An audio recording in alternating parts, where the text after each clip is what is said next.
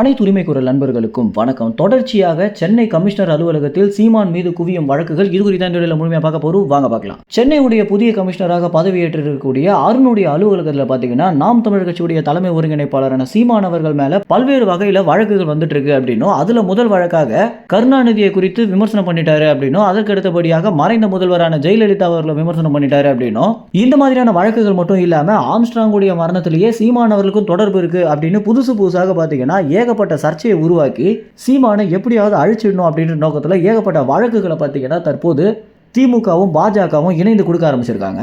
சென்னையுடைய புதிய கமிஷனரான அருண் பார்த்தீங்கன்னா ஏகப்பட்ட விஷயங்களை முன்னெடுப்பாகவே பண்ணிட்டு வந்துட்டு இருக்காரு. அதாவது சென்னையில் இருக்கக்கூடிய ரவுடிகள் எல்லோருக்கும் ஒரு எச்சரிக்கை கொடுக்கறதும், அதற்கு முன்னதாக கலவரம் நடக்கிறதுக்கு முன்னாடியே அந்த கலவரத்தில் யாரெல்லாம் ஈடுபடுவாங்களோ அவங்கள அதற்கு முன்னதாகவே அடக்கிறதும் அப்படின்னு எல்லா முன்னெச்சரிக்கை நடவடிக்கைகளை பார்த்தீங்கன்னா அவர் எடுத்துட்டு வந்துட்டு இருக்காரு.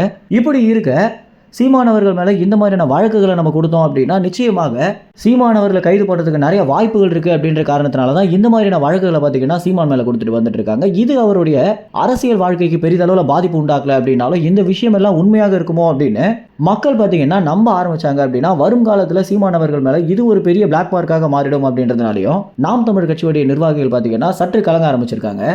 சென்னை கமிஷனர் அருண் ரொம்ப தீவிரமாக நடவடிக்கை எடுத்துட்டு வந்துட்டு இருக்காரு அப்படின்ற காரணத்தினால அவருக்கும் சீமானுக்கும் ஏதாவது பிரச்சனையை உண்டு பண்ணும் அப்படின்ற நோக்கத்தில் தான் இந்த மாதிரியான வேலைகளை திமுகவுடைய கைகொலிகள் பண்ணிட்டு வந்துட்டு இருக்காங்க அப்படின்றது ரொம்ப தெளிவாக தெரிய வருது அப்படின்னு தான் சொல்லணும். ஆரம்பத்தில் துரைமுருகனுடைய கைதுக்கு பிறகு சீமானவர்கள் பார்த்தீங்கன்னா இந்த ஒரு விஷயத்தினால சென்னையுடைய கமிஷனர் அருணுக்கும் அதற்கு பிறகு தமிழ்நாட்டுடைய ஏடிஜிபிக்கும் நன்றியும் சொல்லியிருந்தாரு. அதாவது இந்த மாதிரியான வழக்குகளுக்கு சரிப்படுத்த வேண்டாம் அப்படின்னு அவங்க விட்டதே பெரிய விஷயம் அப்படின்னும். ஏன்னா நாம் தமிழ் கட்சியுடைய வழக்கறிஞர்கள் போறதுக்கு முன்னாடியே சாட்டை துரைமுருகனை பார்த்தீங்கன்னா விடுவிச்சிருந்தாங்க. இந்த மாதிரியான விஷயங்களுக்கு சீமான் நன்றி சொல்லியிருக்க இவங்க எங்க நெருங்கிய நண்பர்களாயிட போறாங்களோ அப்படின்ற காரணத்தினால தான் இந்த மாதிரியான சர்ச்சைகள் பார்த்தீங்கன்னா அடுக்கடுக்காக வந்துட்டு இருக்கு.